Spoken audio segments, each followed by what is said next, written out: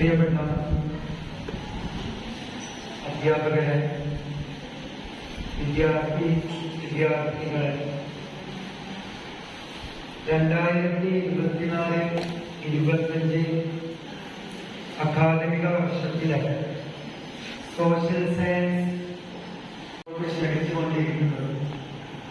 അതുപോലെ ഒരു മാറ്റം നമ്മുടെ അക്കാദമിക തലത്തിൽ എല്ലാം നമുക്ക് കാണാൻ കഴിയും.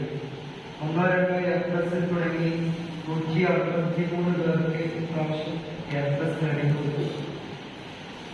ഇതിലൊക്കെ കാതലായ മാറ്റം നമുക്ക് കാണാൻ കഴിയുന്നത് നമ്മുടെ തത്വപ്രവർത്തനങ്ങളിലാണ്. കഴിഞ്ഞ വർഷം സോഷ്യൽ സയൻസ് ക്ലബിലെ അംഗങ്ങളായ ധാരാളം കുട്ടികളുണ്ട്. അവർക്കൊക്കെ അറിയാം സാമൂഹ്യ ശാസ്ത്ര ക്ലബ് ഇവിടെ എന്തെല്ലാം കാര്യങ്ങൾ ചെയ്തിരുന്നു എന്ന് കൃത്യമായിട്ട് അറിയാൻ കഴിയും. നമ്മുടെ കഴിഞ്ഞ പ്രാവശ്യം ഒരുപാട് പരിമിതികളും പ്രശ്നങ്ങളും പ്രതിസന്ധികളും ഉണ്ടെങ്കിൽ പോലും കൃത്യമായി എല്ലാ ദിനാചരണങ്ങളും നമ്മളിവിടെ നടത്തിയിരുന്നു. വളരെ നല്ല രീതിയിൽ ക്ലബിന്റെ പ്രവർത്തനങ്ങൾ വളരെ ചിട്ടയോടുകൂടെ മുന്നോട്ട് കൊണ്ടുപോവുകയും അതിന്റെ പരിസമാപ്തി എന്ന നിലയിൽ നല്ലൊരു സ്റ്റഡി ടൂർ നമ്മൾ ഇവിടെ പ്ലാൻ ചെയ്യുകയും ഇവിടെ നടത്തുകയും ചെയ്തു. അപ്പോ ഈ വർഷവും വെറും ദിനാചരണങ്ങളിൽ ഒതുങ്ങി, വെറും സ്റ്റഡി ടൂറിൽ ഒതുങ്ങി ജയിക്കേണ്ട ആളുകളല്ല. ഒരു സ്കൂളിന്റെ ഏറ്റവും വലിയ ചലനങ്ങൾ പുറം ലോകത്തെത്തുന്നത് 2 രൂപത്തിലാണ്. ഒന്ന് റിസൾട്ടാണ്, രണ്ടാമത്തേതാണ് അവിടെയുള്ള കുട്ടികളെ ഊർജ്ജസ്വലമാണെന്ന് തീരുമാനിക്കുന്നത് ക്ലബ് പ്രവർത്തനങ്ങൾ തന്നെയാണ്. നമുക്ക് എത്രയോ ക്ലബുകളുണ്ട്. കഴിഞ്ഞ വർഷവും നമ്മുടെ ക്ലബ് വളരെ ഉന്നതമായ രീതിയിലുള്ള പ്രവർത്തനങ്ങൾ കാഴ്ചവെച്ചിട്ടുണ്ട്. ഇപ്രാവശ്യവും ടീച്ചർ ഫസ്റ്റ് ഈ ക്ലബുമായി ബന്ധപ്പെട്ട് സോഷ്യൽ സയൻസുമായി ബന്ധപ്പെട്ട് ഒരു രേഖ സമർപ്പിച്ചപ്പോ ടീച്ചർ എന്നോട് പറഞ്ഞൊരു വാക്കുണ്ട്, ഇതില് സോഷ്യൽ സയൻസിന്റെ രേഖ ഒന്നും കൂടി ഉഷാറാണല്ലോ എന്ന് പറഞ്ഞ ആ ഒരു വാക്ക് ഈ കൊല്ലം മുഴുവൻ നമ്മുടെ ഈ ക്ലബിന്റെ ഈ വർഷത്തെ ക്ലബിന്റെ ഉദ്ഘാടനം രൂപീകരണം നിർവഹിക്കുന്നതിന് വേണ്ടി നമ്മുടെ പ്രിയ ടീച്ചറെ വളരെ ബഹുമാന മത്സരം ക്ഷണിച്ചുകൊണ്ട്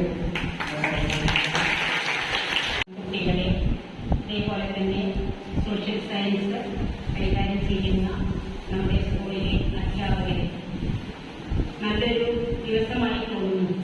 കാരണം ഇന്നത്തെ ദിനാചരണങ്ങളിൽ 2 എണ്ണമാണ് ഉണ്ടായിരുന്നത്. ഒന്ന് നിങ്ങൾ രാവിലെ അറിഞ്ഞിട്ടുണ്ടാവും അല്ലേ? എന്തായിരുന്നു? ബാലവേല വിരുദ്ധ ദിനം. അതേപോലെ തന്നെ സോഷ്യൽ സയൻസിന്റെ ഓഷ്യൻസ് ഡേ എന്നുള്ള ഒരു ആചരണം കൂടി ഇന്ന് ഇവിടെ നടക്കുന്നുണ്ട് അല്ലേ? അപ്പൊ എന്റെ കർത്തവ്യം എന്ന് പറയുന്നത് ഉദ്ഘാടനം ചെയ്യലാണ്. എങ്കിലും ഞാൻ 2 വാക്ക് അതിനെപ്പറ്റി പറയാം. ഈ ഓഷ്യൻസ് ഡേ ആഘോഷിക്കുന്നത് എന്തിനു വേണ്ടിയിട്ടാണ്, അല്ലെങ്കിൽ ആചരിക്കുന്നത് എന്തിനു വേണ്ടിയിട്ടാണെന്ന് നിങ്ങൾക്ക് അറിയോ? ആർക്കെങ്കിലും അതിന്റെ ലക്ഷ്യം 24 അതിന്റെ ലക്ഷ്യം ഉണ്ടാക്കാൻ നമുക്കറിയാം. നമ്മുടെ ഭൂമുഖത്ത് കരയുണ്ട്, അതേപോലെ തന്നെ ജലാശയങ്ങളുണ്ട് അല്ലെ? അതിൽ ഏറ്റവും പ്രധാന എല്ലാ ജലാശയങ്ങളിലെയും ജലമെത്തുന്നത് സമുദ്രത്തിലേക്കാണ് അല്ലെ? ആ സമുദ്രത്തെ സംരക്ഷിക്കുക എന്നുള്ളതാണ് ലക്ഷ്യം. എങ്ങനെ ഈ സമുദ്രത്തെ നമ്മൾ സംരക്ഷിക്കാം? അതായത് മലിനീകരണം തടസ്സപ്പെടുത്തണം. അതായത് സമുദ്രത്തിലേക്ക് എത്തുന്ന മാലിന്യ വസ്തുക്കളുടെ അളവ് കുറച്ച് സമുദ്രത്തെ സംരക്ഷിക്കണം എന്നുള്ളതാണ്. അതോടൊപ്പം തന്നെ നമ്മുടെ കാലാവസ്ഥയിലും മാറ്റങ്ങൾ വരും. നമുക്ക് അനുയോജ്യമായ ഒരു കാലാവസ്ഥ വന്നു ചേരും. അപ്പൊ ഈ മാലിന്യങ്ങൾ എത്തുന്നത് എങ്ങനെയൊക്കെയാണ്? നിങ്ങൾ രസതന്ത്രത്തിൽ നിങ്ങൾ പഠിച്ചിട്ടുണ്ടാവും അല്ലേ? ഈ ഫോസിൽ ഇന്ധനങ്ങളൊക്കെ, കൽക്കരി, പെട്രോളിയം എന്നൊക്കെ നമ്മൾ പറയാറുണ്ട്. ആ ഇന്ധനങ്ങളൊക്കെ കത്തിക്കുകയാണെങ്കിൽ ധാരാളം ഓക്സൈഡുകളായിട്ടുള്ള പദാർത്ഥങ്ങളുണ്ട്. ആ ഓക്സൈഡുകൾ മഴയുള്ള കാലങ്ങളില് ജലത്തിൽ ലയിച്ച് അതെവിടെ എത്തും? സമുദ്രത്തിലെത്തും അല്ലേ? അപ്പൊ സ്വാഭാവികമായിട്ടും അതിലുള്ള ജലജീവികൾ പത്രങ്ങളിലൊക്കെ വായിച്ചിട്ടുണ്ടാവും. ജലജീവികൾക്കൊക്കെ നാശം സംഭവിക്കുന്നുണ്ട് അല്ലേ? ഇനി അതേപോലെ തന്നെ ഏറ്റവും പ്രധാനപ്പെട്ട ഒന്ന് പ്ലാസ്റ്റിക് വസ്തുക്കളുടെ ഉപയോഗം. വസ്തുക്കള് മിക്കവാറും ജലാശയങ്ങളിലേക്കാണ് ഇടുക, അല്ലെങ്കിൽ തോടുകളിലേക്കൊക്കെയാണ് നമ്മൾ ഇടുക. അത് ചെന്ന് ചേരുന്നത് എവിടെയാണ്? ജലാശയങ്ങളിലേക്കാണ്. അവസ്ഥയെ അത് മാറ്റിമറിക്കും, ഒപ്പം തന്നെ നമ്മുടെ പരിസ്ഥിതിയെ തന്നെ അത് മാറ്റിമറിക്കും.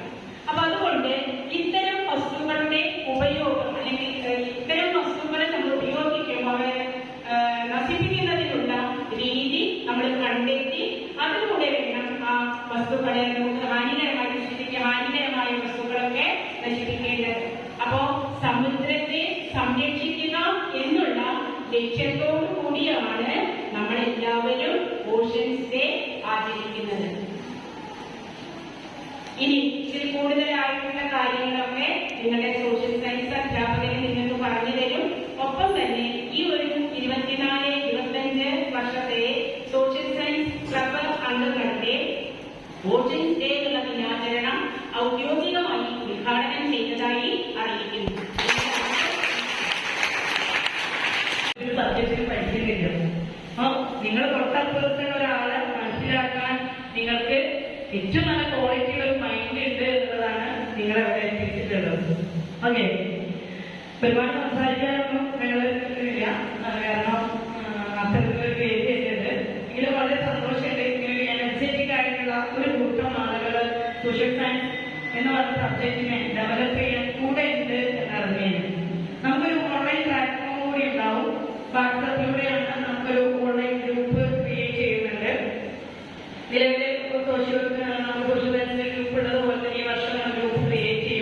എത്തിച്ചു കൊടുക്കാൻ പറ്റുമല്ലോ എന്ന് തോന്നുന്ന ഐഡിയാസ് കാണുമ്പോൾ നിങ്ങൾ എന്ത് ചെയ്യാം? ഒന്നുകിൽ നിങ്ങൾക്ക് പേഴ്സണലായിട്ട് സമയം നമ്മൾ ഇവിടെ 19ഓളം എസ് അധ്യാപകരുണ്ട്, അവരെ നിങ്ങൾക്ക് സമീപിക്കാം. അതല്ലെങ്കിൽ ഓൺലൈൻ പ്ലാറ്റ്ഫോമിൽ നിങ്ങൾക്ക് എന്ത് ചെയ്യാം? എഴുതിയോ വോയിസായിട്ടോ അറിയിക്കാം.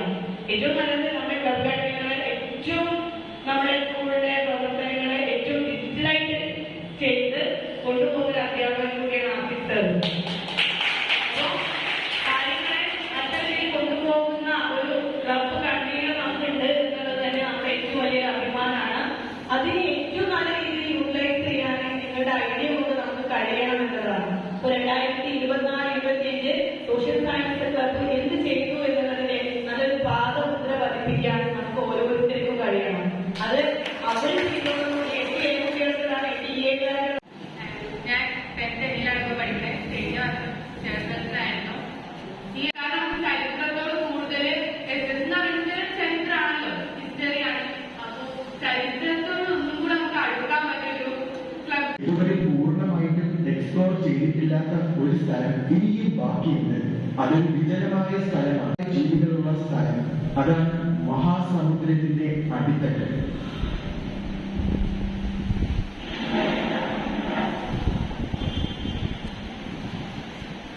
ഈ 2%, 90% സമുദ്രത്തിന്റെ മുകൾ ഭാഗത്തിൽ, അതായത് ആദ്യത്തെ 200 മീറ്റർ ആഴത്തിനുള്ളിലായിരിക്കും കാണപ്പെടുന്നത്. ഇവിടെ നിന്നുമാണ് സമുദ്രത്തിന്റെ അന്ധകാരം നിറഞ്ഞ അടിത്തട്ടിലേക്കുള്ള യാത്ര ആരംഭിക്കുന്നത്. ഈ മേഖലയെ യൂഫോട്ടിക് സോൺ